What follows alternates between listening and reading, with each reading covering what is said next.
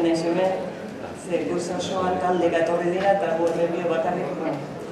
Bera ondoan, Joseba Iriaga dugu, Bilboko Irala osoan dagoen Eskuitzi ikastetxeko irakaslea da, lanbide heziketako irakasle teknikoa, eta gizarte zerbitzuetako arloan espezializatua, goi mailako haurreskuntzarako zikloan irakaslea. Eta ziklo honetan, kurrikulum barruan, garapen pertsonala lantzeko teknika berriak eta sartzen behar du, eta honen inguruan jarduan. Bale, gordion. Bueno, lehen da biziko gauza esango dudan guztia nire txata, bale? Zuen txat, baliogarria, zehozen baliogarria ikusten baldin baduzu, hartu bestela, ez. Denela esango dudana, baliogarria izateko esperimentatu egin behar. Bestela ezinezkoa da. Bakarrik esperimentatzen duguna balio da. Bueno, gauza bat. Lehenengo horren entzutako ari buruz, bi gauza, esan egin, nire kontura. Baina euskara jarraitzen du bizirik ez. Diot ez. Ezken batxutan, euskarari buruz hitz egiterakoan, edo gauza bat buruz hitz egiterakoan, oso serio jartzen gara. Igarra egon dira beste modu batez, nik pentsatzen dut modu naturalago batez hitz egin dute euskarari buruz. Eta guk, irakasleok, oso serio. Ez dakit irakasle garelako oso burutsuak gaudela, beti burutsuak gaudela, ez? Eta nik horatzen dut, nik daukat 30 urte, eta nire garaian nire aita bazekin euskeraz, eta nik ez. Ez egon non ikasi, Portugaletekoa naiz, leku oso erbaldu bat, eta gaur egun entzuten da euskera. Kanal asko daukagu, baina bat daukagu bat euskaraz. Beste gauza bada, ematen dena. Eta liburuak ere eros daitezke, nire garaian esan ziren eros. Ez egon erosterik, ez egon ikasterik. Segun zein jartzen dugun azentu, holako gauzak ikusiko ditugu. Irakasleok beti gaude behatzen. Eta behaketa hori askotan kanpora zuzentzen dugu. Ikusiko dugu bideo bat, bale? Bideo honetan agertzen dira bitan. Talde batek dauka alkondara zuria. Eta beste taldeak dauka alkondara beltza. Talde bakoitza pasatuko dio elkarri baloia. Eta, mesedez, eskatzen dizuek, arreta osoa jartzean, talde txuriko portaera. Haiek elkarren artean pasatuko dute baloia, eta zuek, mesedez, atentziosoarekin zenbat aldiz pasatzen diote baloia elkarri.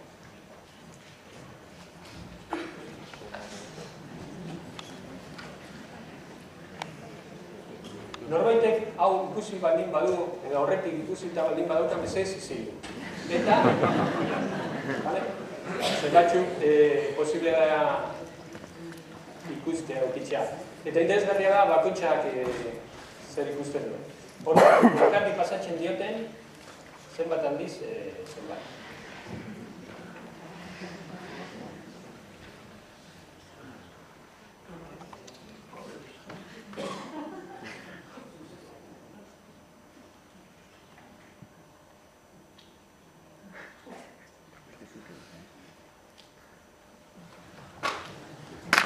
Bueno, ni baina azkarrago izan da. Zenbat duzue? Amasei. Zenbat ikusi duzue gorila bat pasatzen? Altxatu eskuak.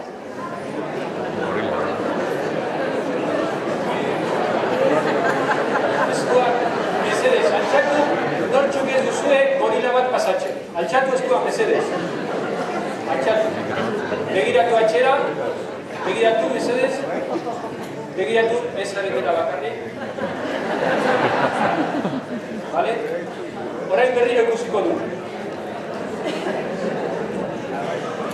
Gorila ikusi duzuenen artean, gortinarekin zer ikusi duzue?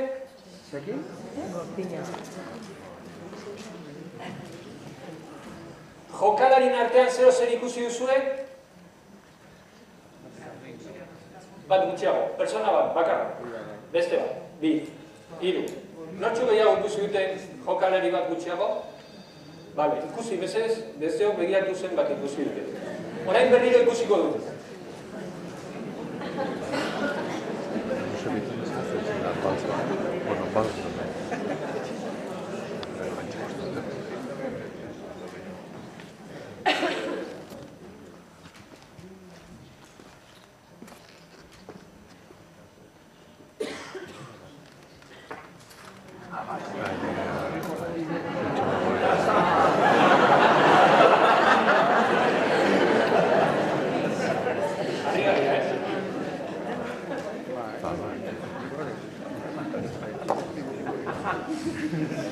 Behatzen dugu, eta zer da ikusten duguna?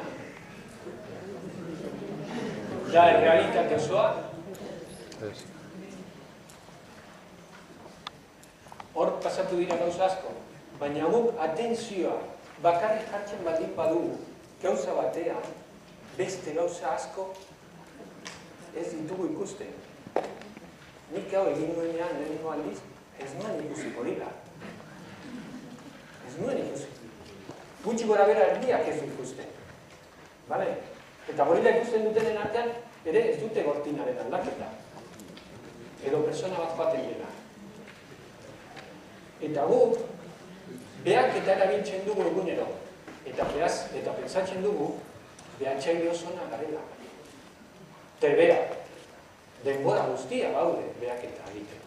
Eta denbora guztia, behak eta hori zuzentzen dugu ikasleen gana. Eta hori ikusten dugunez, gauza asko eskapatzen zaigu. Hori da pizka bat, zuen atentzioa bere ganatzeko eta pentsarazteko. Orain ikusiko dugu norberaren behaketa. Zergatik.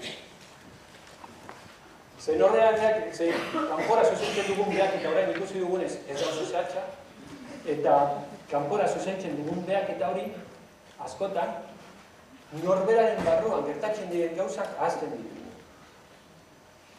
Presentazio txiki bat daukat hemen. Ez dira...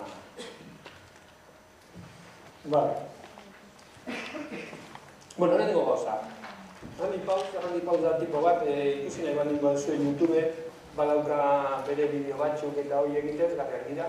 Liburu bat idatzi du, Hilda, kanterra zuen. Eta berak zioen, beraitak zioela, elefante bat etxean baldin badago erakutsi. Nire elefante propio da, ni herri honetako produktu bat naiz, eta ez naiz zuek bezalako aditua euskera matxatzen. Beste herri honetako parteide naiz, eta herri honetako utxuneak betetzen ditugu. Beste gauza bat.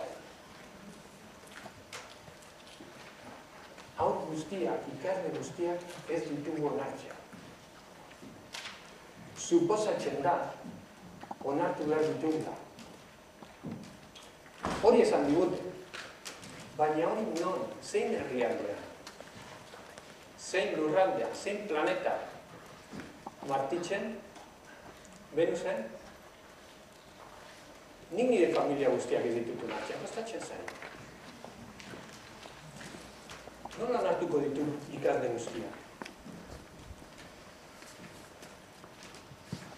Ez ditugu onartzen. Eta elefante hori, ez zen hau, beldurra ematen duen bat. Ez ditugu ikasle guztiak onartzen.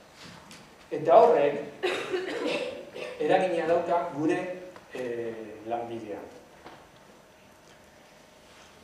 Eragin hori, askotan, ez dugu nozitzen, ez gara enteratzen.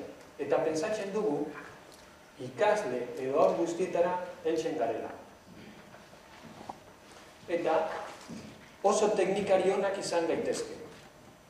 Menperatu detxakegu, disglosia, ez daki zer, zer nolako teknikak ikastaro asko egiten ari gara, denbora guztia, baina guztietara ailegatzen ez bagara, ez du ezertarako balio. Eta guztietara ez gara ailegatzen. Hauek iditzeko, Mikel Laboak esaten zuen, behin irakurri nion, bere elkarrizketa batean, debekua baino larriagoa da ikusezin bihurtzea.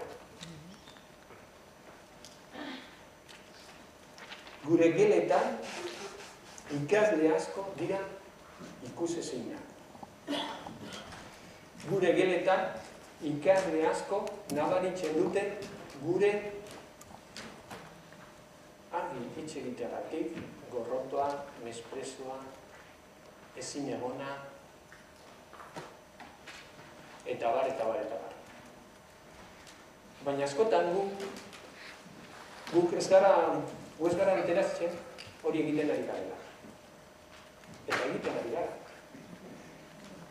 Hau ez da, eriketa bat, inor gaizki sentitzeko, inor kulpabilizatzeko, baizik eta ikusteko geure barruan gertatzen dena, eta ikusteko barruan gertatzen den hori ikusita gero, alda abalizatzen.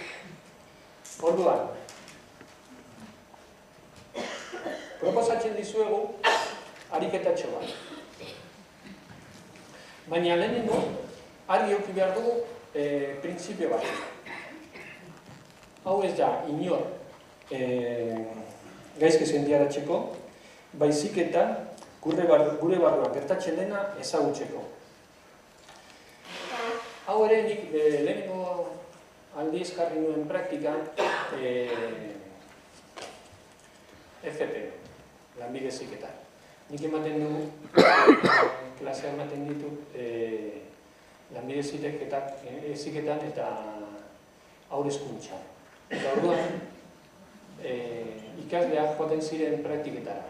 Eta praktiketan aldian, proposatu genien ariketatxoa egitea. Dia lau astetan egiteko lan bat, jarduera bat.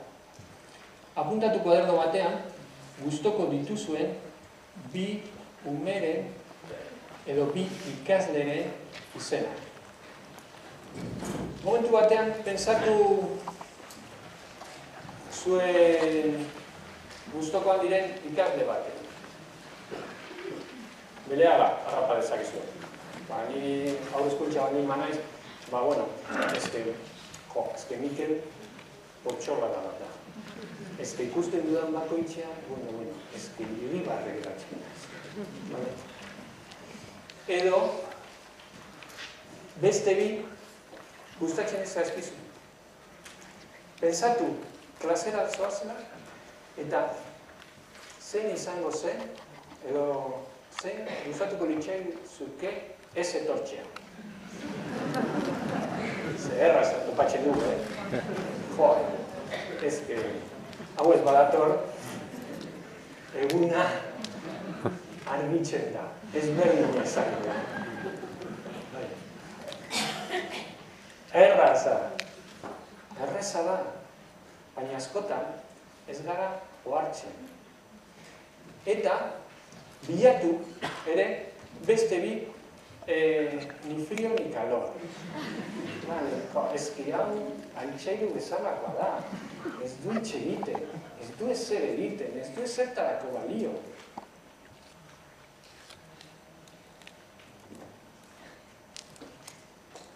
Entzun dituzuelako gauzak. Gure seminarioetan daude.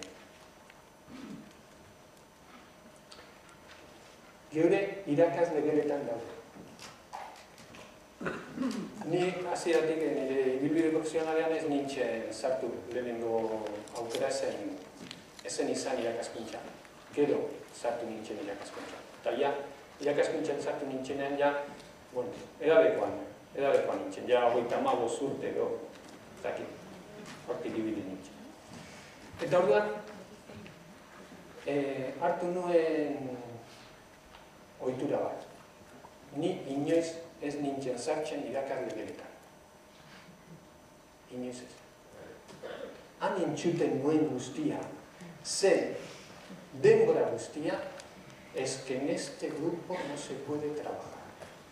Es que fulanito ez daki noa zen. Es que beste hori, es que nezaki zer, eta nik horrekin ikusten nuen bakarratzen nintzela. Eta ja, hartzen nuela irudikapen bat, eta beste jarrera bat euki zezakela. Askotan ere, gauza bera egiten du aurreko urtetako informekin. Papelera da. Zer esango didate askotan? Zein da kontatzen dutela? Hau edo ikasle horrek ez daukala etorkizunik. Rapel naiz. Nola jakin dezaket? Baina esaten dugu. Baina hori ez atxarrena. Esaldi horren ostean zer egiten dugu. Zer persona bat eta ikasleak, nahiz eta lau edo 3 hilabeteko aurra, lau hilabeteko aurra jartzen ditugu, 6 hilabeteko aurra, 3 urtetako aurra, edo 10 urtetako neska bat, edo 16 urtetako gazte bat, guztiak personak dira. Eta ja, persona horiei buruz, ja, guk persona horiei etiketa bat jartzen diogu. Plaz, honek ez du ezer, inoiz ezer txore egin. Bilatu momentu batean, zeuen bizitza, ze gu guztiok abantaia bat daukagu. Beste aldean egon gara. Oso interesgarria izan da ikasleen ekarpena. Baina orain ere guk bilatu ditzakegu gure ikarpen propioak. Bilatu zeuen memorian, zeuen bizitza, bizitako gaizki tratatu zaituzten irakasleen izenak eta aurpegiak. Topatzen dituzue. Nola sentitu zarete? Momentu batean ekarri hona, ahal baldin baduzue etxi begiak, eta ekarri. Pentsatu, hango garaietan, zer esaten zizuten, nola sentitu.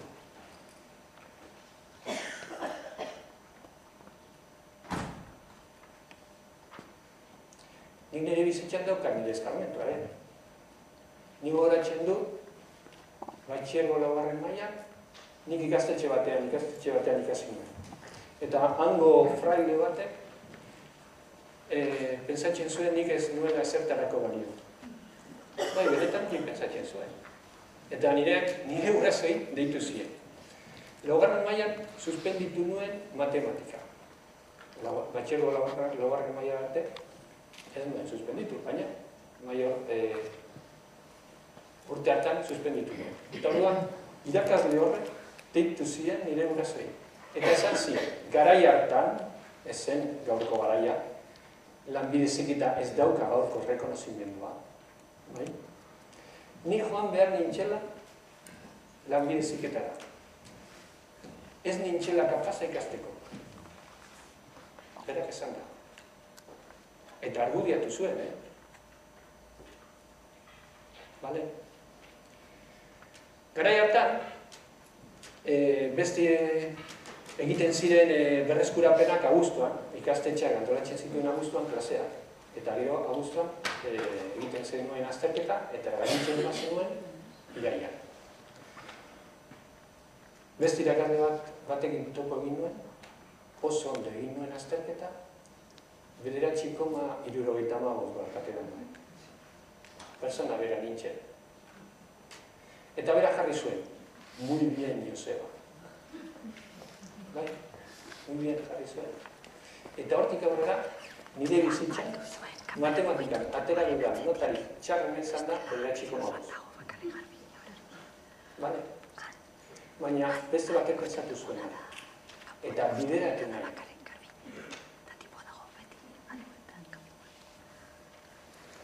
Bilatu irakasle bat, edo bat baino gehiago, nola sentitu.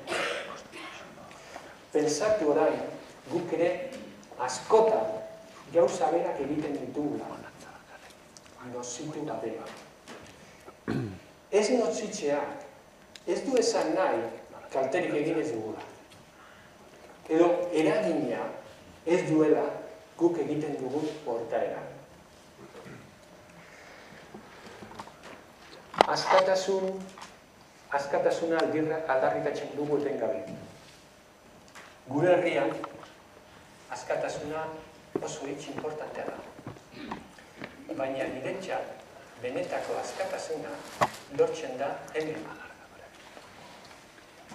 Ze askotan gure pensamenduak, ditugun pensamenduak eta sentimenduak bideratzen gaituzte. Eta gu ez gara enteratzen. Imagina ezazu, kotxe batean zaudetela. Eta zoaz, gidariaren alboan. Baina zuk ez duzu gidatzen. Gidatzen duena da, gidatzen dutenak dira, zure pensamenduak eta zure sentimenduak. Nozitzen ez ditugu sentimenduak eta pensamenduak. Ariketa hau dago prestatuta hori ikusteko. Ageria ateratzeko eta hortik aurrera beste gauza batzuk edo beste pensamendu batzuekin txertatzeko. Ez dugu zergatik ordezkatu behar, ze askotan ordezkatzearekin arazoak sortzen dira. Orduan, lehenengo astea, ikasle edo haur, bia hartu. Gustokoak ditu, gustokoak ez ditudanak, eta neutroak. Eta apuntatzen ditugu pentsatzen duguna. Eta sentitzen duguna. Eta baita sentitzen dugun horrekin esan nahi dut, baita gure gorputxan sentitzen duguna. Adibidez. Pentsatzen nik, Markel ezin dut jasan. Eta orduan, Markel ikusten dudan bakutxan, aztertzen dut nire burutik pasatzen diren pensamenduak. Eta baliteke olako batzuk agertzea. Ezin dut jasan, Markel. Ezke oso astuna da. Beti dago bere kabuz gauzak egiten. Ez du atenditzen. Edo gustokoak ditudanak. Ezke miren gozada bat da. Berarekin lan egin daiteke. Gustora hitz egiten dut berarekin. Eta puntatzen dut. Aintzairu bezalakoak direna? Eneko ez du zer egiten. Ez du ezarterako balio. Ez daki zer egiten duen. Eta puntatzen du. Hori besterik ez. Hau da, gure ikasleek egin zuten adibide batzuk. Andrés, Mikel, ume potxoloa da, baina duen itxura fizikoa dituen arropa, gorputxak, aurpegiak, jendea horbiltzen galerazten dute. Berari buruz hitz egiten du, ez jendea da bera. Baina askotan jartzen dugu. Ez que jendeak ez du onartzen. Ez hitz egiten dut nik buruz. Begira, nik psikologia ikasin nuenean, nortasun psikologiako irakasleak lehenengo gugunean esan zuen. Persona bati buruz hitz egiten duzunean, egon zaitezke, seguro egon zaitezke gauza bakarra da, zuri buruz hitz egiten duzula. Ez bada honigan, ezin dut proiektatu kanpoan. Honek lagunduko digu. Orduan, zikin ibiltzen da, eta ematen du elikatu gabe dagoela. Horregatik guztiagatik kostatu egiten zait beraren gana hurbiltzen. Bentsa ikusten du zer pensamenduak dituen. Bigarren astean,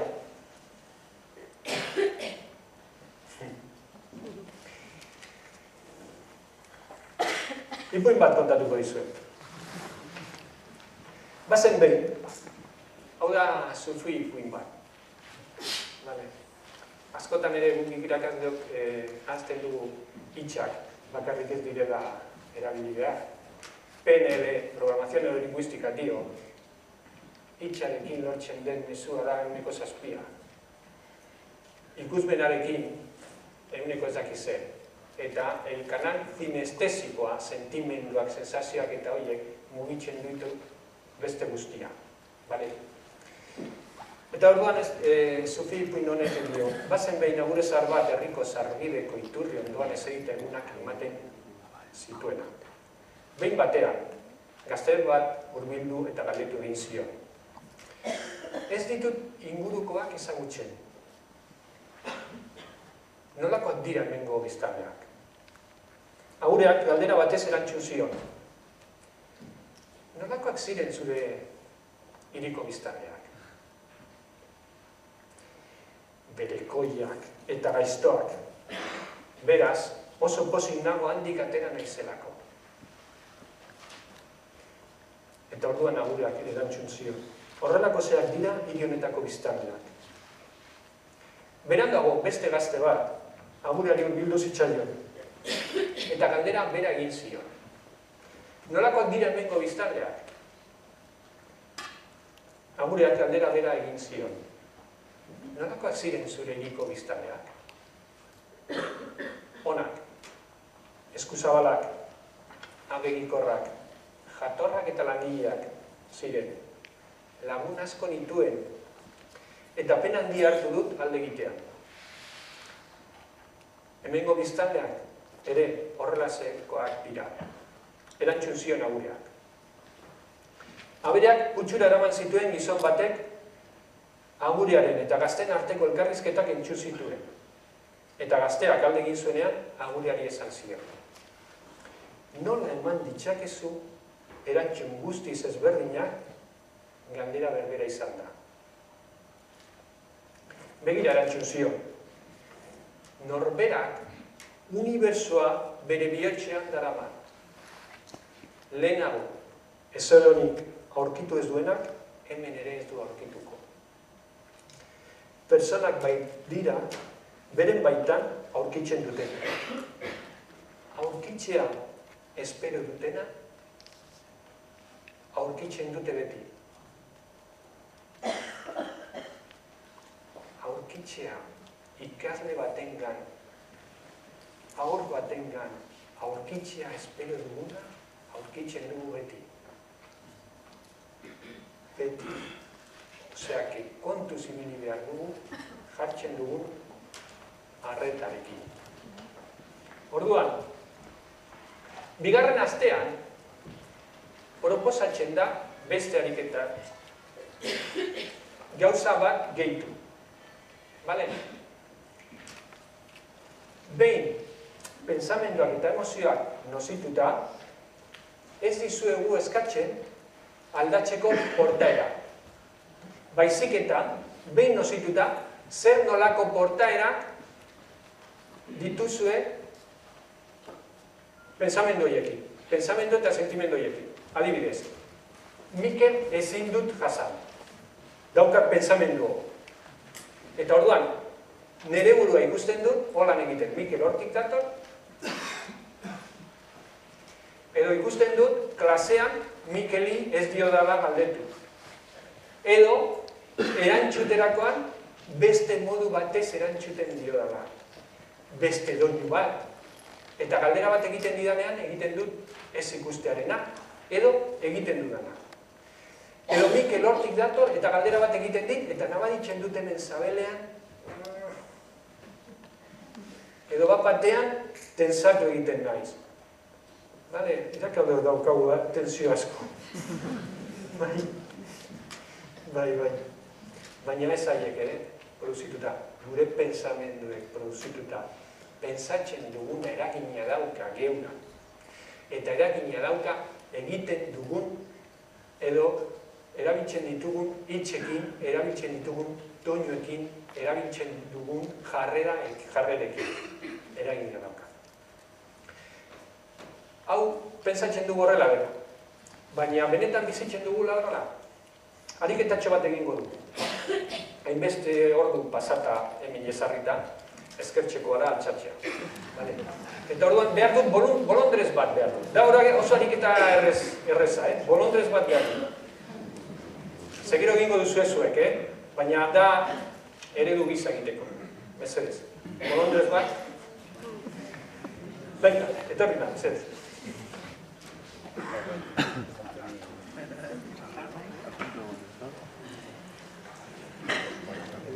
Txalo, bat.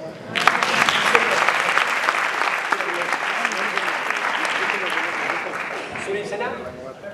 Alberto, eskerrik asko, Bueno, Alberto hori eskatuko diot, zera, puño bat egiteko eta besoak altxatzeko, bale?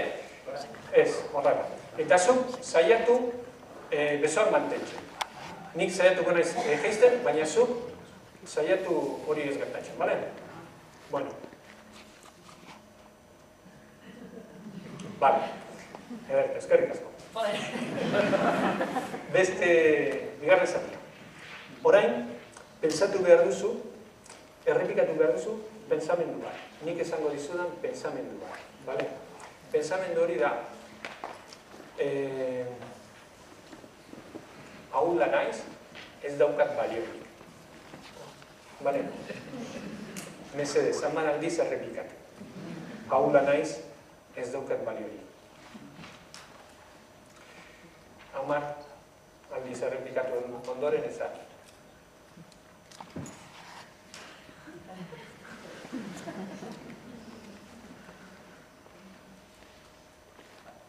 Altxatu besoak. Lehenko moduan. Lehenko moduan. Jarri horrela eskuak.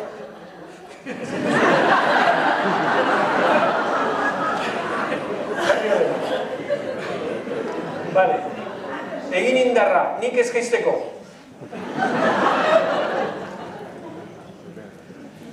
Zerbait gertatu da? Zer gertatu da? Hola naiz eta ez daukat duten. Sinesten dugu. Eta ez da, nik ez diot eskatu sinesteko, Kontuz, ez diot esan diot errepikatzeko. Baina hori gertaketak gero oso ja egin zituen ere altxatu. Lehenago ez gara geratu ez.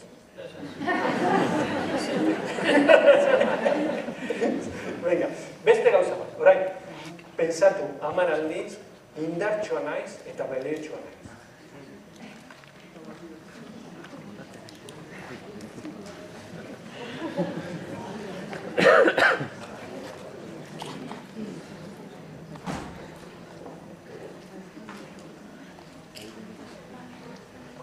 Berriro, altxatezkoa.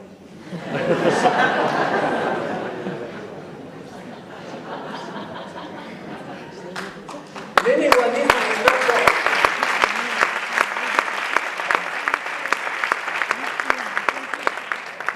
Nola izan da? Bai, nada izan da. Zinako, baina zertxo. Non dago gakoa? Mesedez. Ikusi duzue, baina esperimentatu arte ezinezkoa da. Horrelako gauzetan gero sinestena edo eragina putxa. Bikoteka jarri, mesedez. Altxatu. Hainbeste orduetan egon da, venga. Bikoteka jarri. A ver, erabaki zen izango da, lehen. Venga, Mesedez.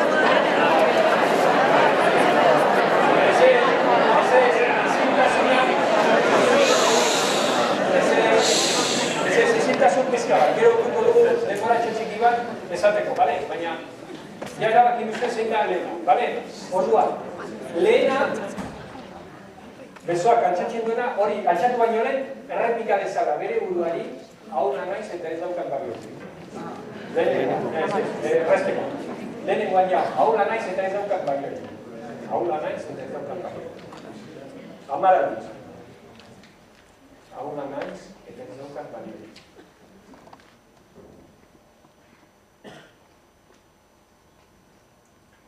Preso detenean altxatu, mesedez, eta guan dagoena, besoak beratxo.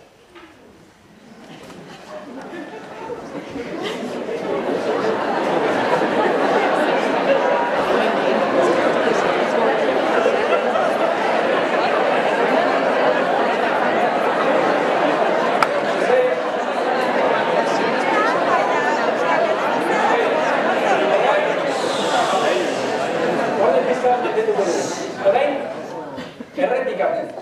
Indartsua naiz eta balioa dauka. Errepikatu. Indartsua naiz eta balioa dauka.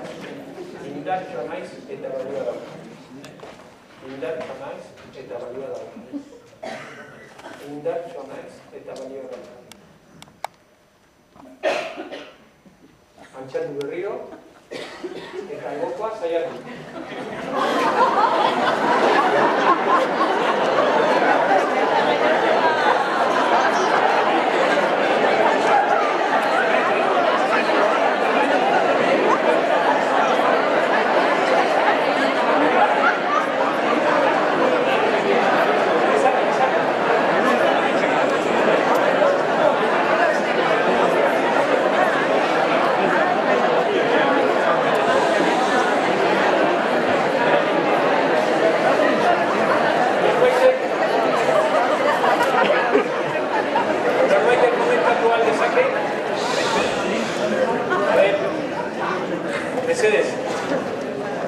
Norbaitek komentatzeko?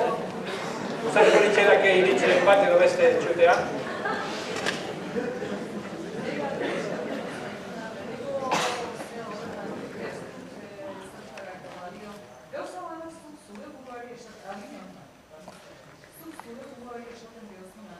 Eta bestean zure subkonstienteak badakien orduan. Nahi gertatu zait, besteak saiatu denean indarra egiten, mantendu egiten izan. Orduan, aurra oso zazaunagoa da. Aurrari gertadak egotea errezago. Baina, eta nabaritu duzu desberdintasun bigarren aukeran? Bai, agian resistentzi gehiago jarri dut, baina ez dakit, ariketa ala ateratzen. Ez interpretaziorik ez.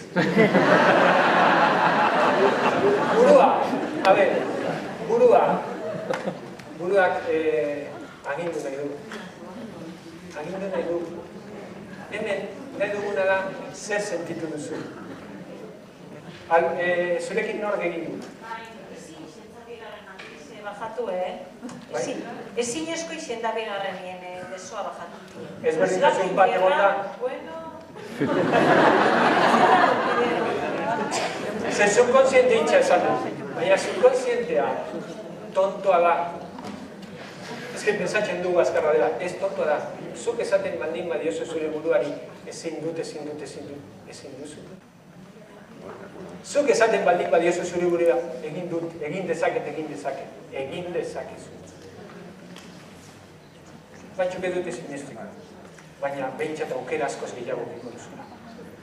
Zabaldu egiten da mundua. Bale? Beste batek, ezberdintasunen bat, aurkitu duen beste bat, bai, ez ez. Esango dut, ez nik adibidez interpretatu ditu zure hitzak. Esan nahi dute ez dakite zuk errepikatu dituzulako denbora guztian ez duzu barrio edo bai. Beste eragina. Bai, eta zer eragina dute zeuke? Nire pentsamenduak bezala imaginatzen dut, baina nik kontuan hartu ditu zure hitzak, zuk esan dago hitzak. Baina besoak nola joan dira? Lehenengo haun eta gero gogor. Hori da, bale? Horretan jarri nahi dut atentzioa. Ez interpretazioa, gure mente, denbora guztia dago, ez, baina niri ez daitez hau gertatu eta ez, zuri zer gertatu zaizu. Ez, besoak lehen da bizi, ez dut hainbeste mantendu eta bigarrenean bai. Hori da, baina interpretatu egiten du, ez, nik berdin. Ez, besoak nola joan dira. Ez dira joan berdin. Ez dira joan berdin. Eta hori, begira zer lelokeria. Baina eragina hor dago. Eta askotan, pentsatzen dugunari ez diogu inolako atenziori jartzen. Irakasle gara. Eta zuek hizkuntza. Txinatarrak daukat gela. txinatarri klase eman behar die. Eta pentsatzen du, joder, gaur txinatar taldea, mikauen lamar, zergatik ez dira geratu bere herrian. Pentsatzen duzuela ez duela eukiko eragina zeuen lania. Zein munduan zaudete ba?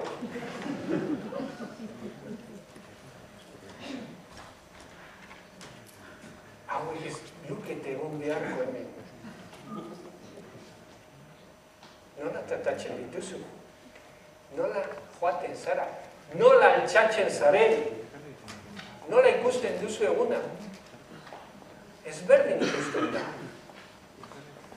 Baina pentsatzen baldin badut beste gauza bat, irekitzen baldin badut nire pentsamendua, beste modu batez egin dezake. Vale. Orduan, bigarren aste honetan, egin behar duzena da, nozitu, zer pentsatzen dugun, eta pentsamendu horiekin egiten ditugun jarduera. Ezke, egira, nik, jo, jendeak esaten du, vale. Lan egin behar du. Behar, nor behartzen nau ni lan egiten. Nik ez badut lan egiten nahi, ez dut lan egiten. Beste gauza bat da, kobratzen ez dudala, hori dira ondorioak. Baina behar hori ez dago, nik lan egiten dut hemen nahi dudalako. Beste lan asko daude. Eta beste kalifikazioa daukazu beste lanen batzuk egiteko. Orduan, lehenengo gauza, nik lan egiten dut nahi dudalako. Ni ez inor behartzen. Ez da inor behartzen. Bale, baina nik esaten baldin badut, nik aukeratzen dut lan egitea. Nik aukera dut duna etazioa. Bale? Eta nire pensamenduetan zer pensatu. Bueno, gauza bat daukat kontatzeko. Pensamendu horrekin etor naiteke. Baina pentsatzen baldin badut niri buruz horrez, Joseba, zer kontatuko diozu? Zer pentsatzen duzu hemen egongo nintzateke? Ez? Pensamenduek gidatzen dute gure bizitza. Baina askotan ez dugu ez gara horretaz enteratzen. Bale? Orduan, bigarren astean, zer jarduera? Eta orduan, jarduera haietan ikusi dezakegu. Mikel, negar egiten ez badu, ez naiz beraietan aurbiltzen. Haur eskuntzakoa baldin bada. Baina negarra zazten denean, zer gertatzen zaion aztertu eta beraren beharrak asetzen ditu. Baina bestela, haur hori. Edo haur horrek ez badu negar egiten bera ez da hurbiltzen. Eta gero batzuk pentsatuko dute, haur honek zergatik egiten negar. Ze gratifikazioa dauka, bakarri negar egiten duenean. Eta gure beste ikalde batzuekin, handiagoak direnekin, gratifikazio batzu, nahiz eta gratifikazio hori ezezko negatibo izan, kastigo bat, baina behintzat, momentu batean atentzioa lortzen dute, gu molestatzen. Eta orduan, bakarrik momentu horretan egiten diogu kaso. Eta gero kejatzen gara. Bai?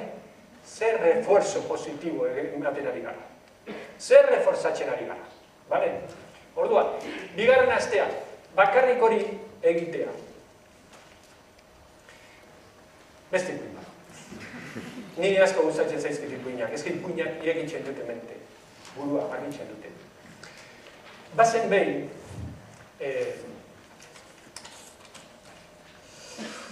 egun batean, iluntasuna konturatu zen argia gero eta leku gehiago kentzen ari zitzaiola. Eta erabaki zuen auzitara eramatea. Denbora igarota, ailegatu zen auziaren eguna.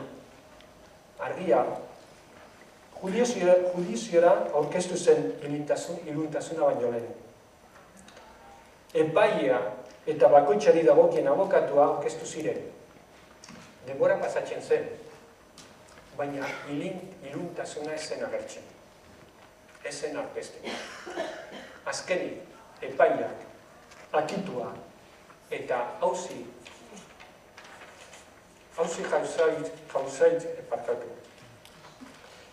jartzailea ez zela aurkezten egiaztatuz, are argiaren alde epaitza eman zuen. Jendeak ezin zuen sinetsi. Naiz eta azalpen erreza eduki. Iluntasuna auzitegitik kanpo zegoen. Ezen sartxera ere ausartu. Bat-batean argiak usatuko zuela bazekielako. Bi aste hauekin ja argitasuna eginda. Ja badago argia. Ikus dezakegu zer egiten dugun, zer pentsatzen dugun eta zer egiten dugun. Eta horrek beti ematen dizu beste aukera bat. Pentsak badakizu nola jokatzen ari garen, nola jokatzen ari zaren. Zein da zure jarrera, zein dira zure pensamenduak. Eta badakizu nork agintzen duen. Dira zure pensamenduak agintzen dituztena. Argia dago. Orain beste aukera bat daukagu. Eta aukera hori egiten dugu 3. astetik aurrera. Jarraitzen dugu denbora guztia ikasle hor berdinekin. Baina orain egiten duguna da, pentsamendu berriak sartu. Txinatar honek ez luke hemen egon beharko. Pentsa dezake, jolin, zer nolako bizitza uki dezakete hauek, hain urrutitik hona etortzeko.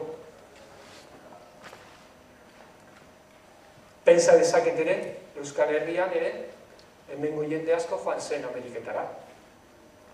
Hartzain modua, punta-puntako lan hartzera. Bai, punta-puntako lana, hartzain modura. Pentsa dezakegu. Eta ikus dezaket agian, txinatar honek dauka eskubidea hemen egoteko. Pentsamendu berri bat sortzen du. Ikasle baten gana ez badute zer aurkitzen, begiratu behar du, aber ezer honik aurkitzeko. Irribarre polita dauka. Bale, momentuz geratzen naiz horrekin. Bale, zeo zer bilatu. Ez badugu ezer topatzen. Beste gauzetan, murbildu beharko dugu agian.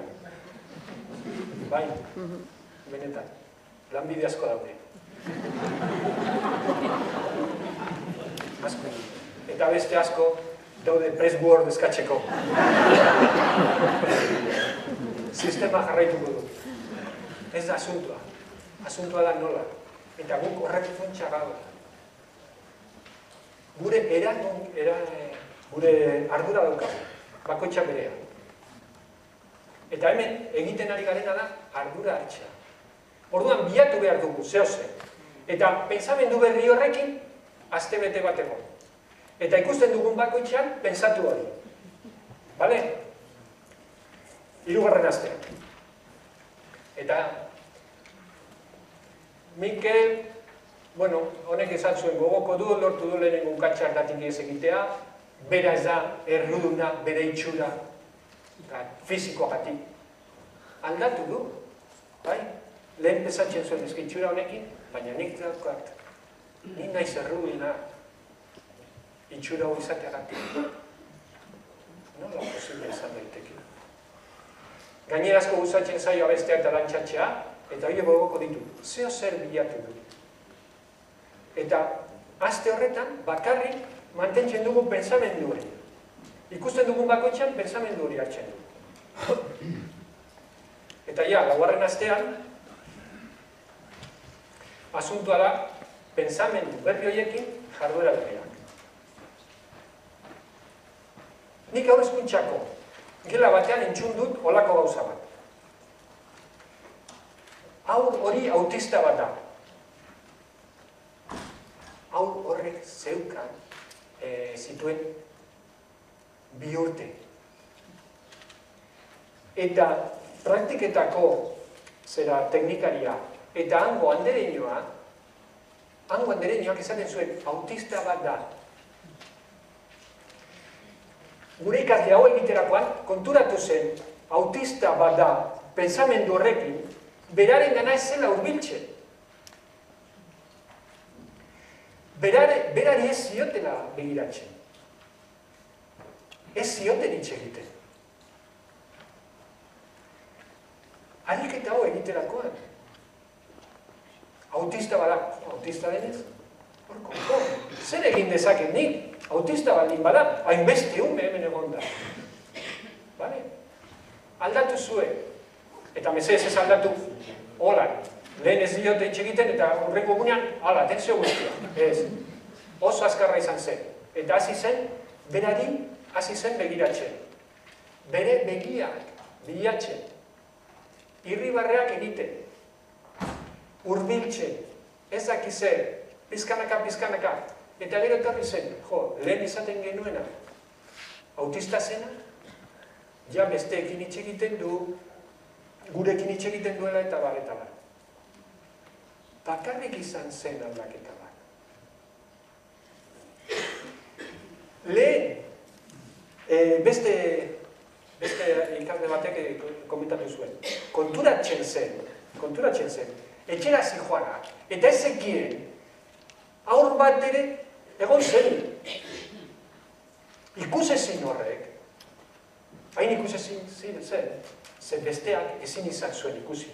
Eta bazi joan etxera, eta konturatzen zen. Baina hau egon da klasean. Ez dakit. Ez zekien. Eta orduan, ikusezina dena, ikusgai bihurtzen da. Ikusgai bihurtzen da. Agertzen da. Nik topatu nuen ikasle bat, eta ikasle batik, ja, 20 urte zeukan. Behin klasean esan nion, mesedez, zein da zure iritzia? Eta hau erantzun zidan. Joseba, no he hablado nunca en público.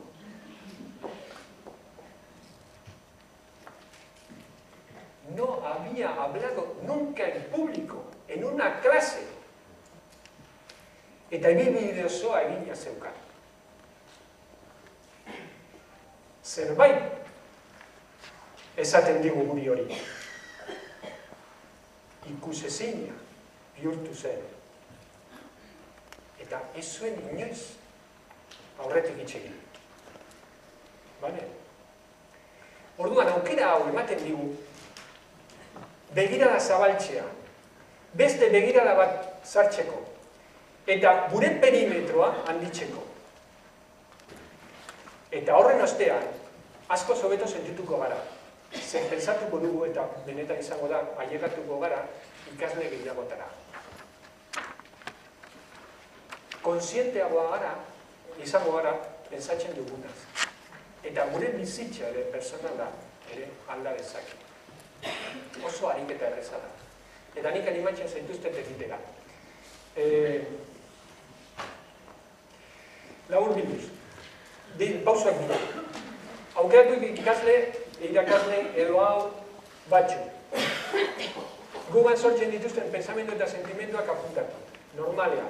Bi edo bat edo bi asko gustatzen zaizkigunak. Beste bi edo hiru gustatzen ez zaizkigunak. Eta neutrak direnak. Gustatzen zaizkigunak baita ere, ze batxutan menpekotasuna sortzen ditugu guk.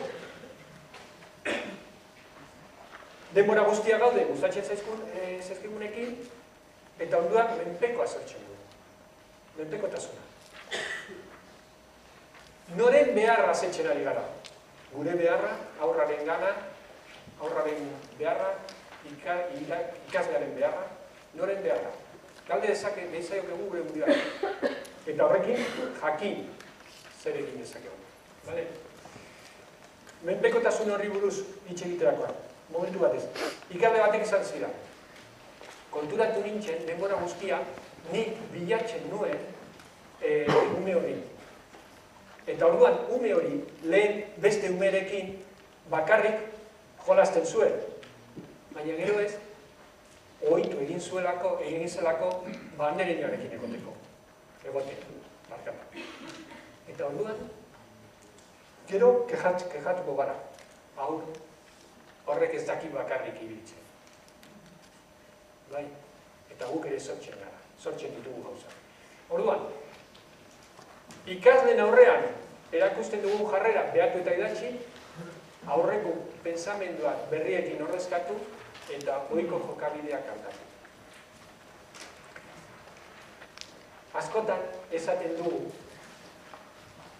edo hitz egiten dugu, gure eremutik kanpo gertatzen diren gauzetaz.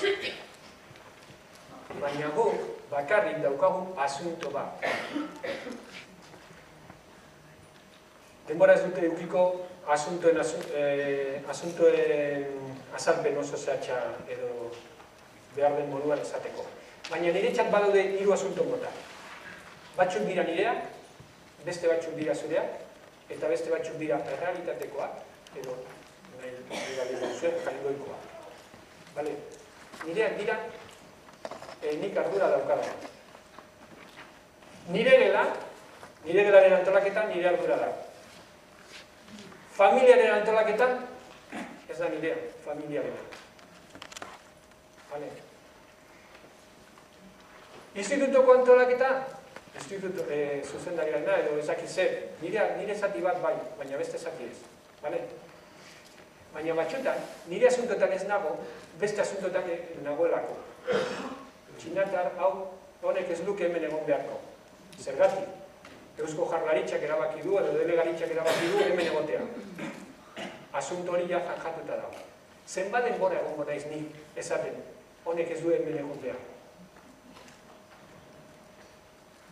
3 egun, 15 egun, urtezoa, zer egingo dut bitartean?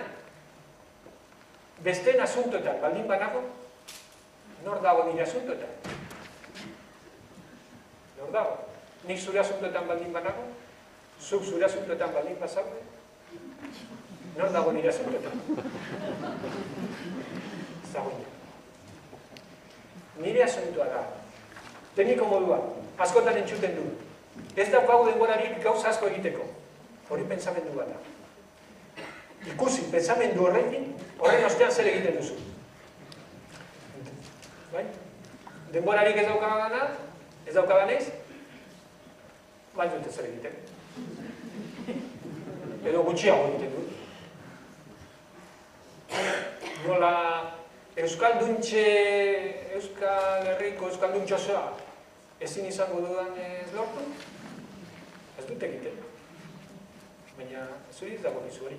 Zuri dagokizu txinatar, edo arabiar, edo hemengo estalutar baten eziketan. Ez besteena. Orduan, honekin, ariketa honekin, geure asuntoetan. Geure asuntoetan. Bakarrik dago asunto bat. Nik klas gela bat daukat. Ordu horretan zer egingo du bat. Badago? Bizitza simpleagoa da. Zer egiten du? No. Ez que delegaritzak eman beharko zuen dirua, delegaritzako egin behar zuten ez dakizen, bai. Keja egin. Plante bat egin, ez dakizen. Baina zer bat denbora egongo zara erroi horrekin? Ez, iraiatik ekainara. Eta nire asuntoak non daude? Non daude? Gure hau guztiek, ikasle guztiek, eta bat, merezi dute gure respetu eta respeta. Baina gure pensamenduak aztertzen ez baditugu, ez dute jasoko. Gure pensamenduak aztertzen baldin baditugu, lortuko du.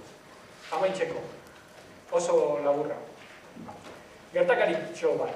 Behin, Bostonengo hirian, hango unibertsitateko, soziologia unibertsitateko irakasle batek aurkitu zuen txosten bat. Eta izan zen ikerketa bat, duela 25 urte, baino lehenago egindako ikerketa bat.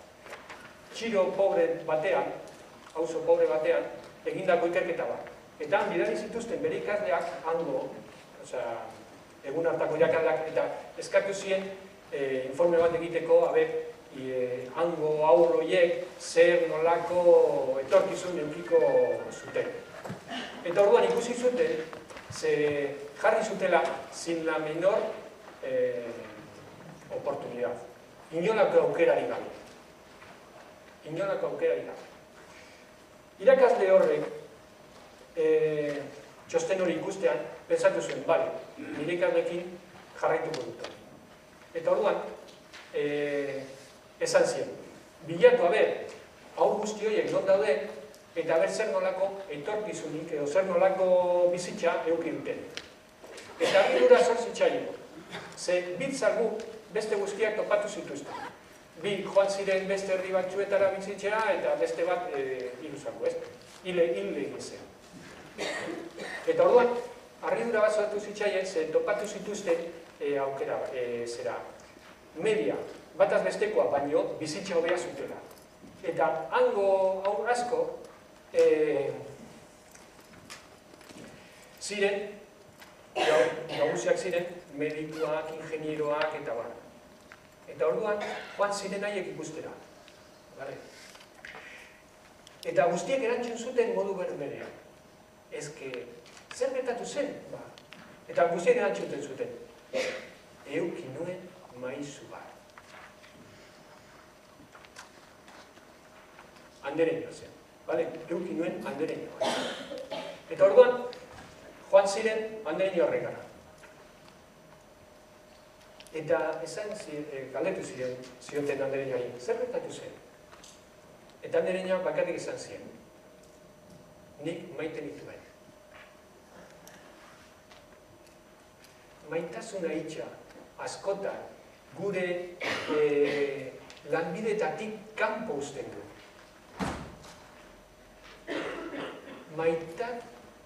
Maitatu nituen. Maitatzeko beharrezkoa da pensamenduak eta sentimenduak aztertzea. Maitatzeko guztietara llegatu behar du. Eskola dauka funtzio konpensatzaile bat. Funtzio konpensatzaile bat da. Etxean ez daukatena guk saiatu behar dugu ematen. Guztia ezin dugu eman. Baina, bentsa, gure gela, gaudenean, ordu bat, hainbeste ordu, aste batean, hainbeste ordu, urte batean, bentsat erabili. Eta bentsat, momentu horretan, geure asuntoetan murgildu. Eta nik animatzen zaituzten hau egiteko. Hau benetan, niretzat oso interesgarria da, eta eskertzen dizuetzuan dezioa, benetan, eman dudan ze mitxalditxo hau niretzat da, balio baldin badizuen, eta praktikan jartzen baldin badizuen eskertuko nizuke, eta nire daukazen nire e-maila, ze batek holako esperientzia egiten baldin badu, eta zehozer komentatu nahi baldin badu nirekin, nik eskertuko nizuek. Eskerrik asko.